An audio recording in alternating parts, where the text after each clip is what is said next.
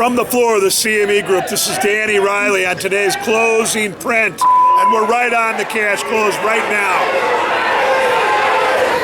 It looks like there's some paper buyers over here in the S&P pit, and there's just a little bit of option trade here right behind me in the S&P options.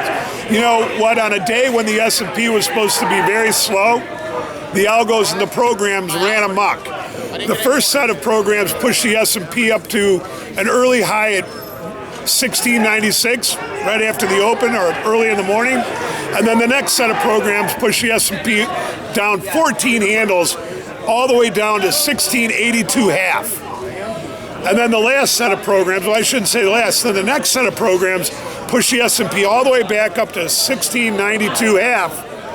And then late in the day, as the MOC showed up, the S&P sold back off down to 87.5. It's just been kind of a back and fill, sell the rallies, buy the weakness type thing all day.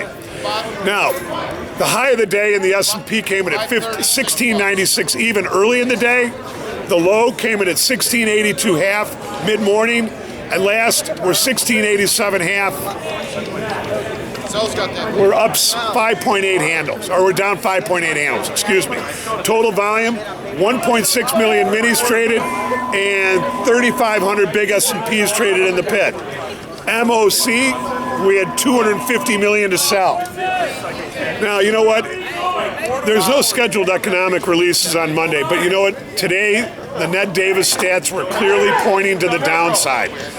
But on Monday, they're clearly pointing to the upside. And what we think is, even though we didn't see our late day push on the upside in the S&P, we do think that the S&Ps are going to have a good week next week as we go into the August expiration, and all those stats show it to be fairly positive.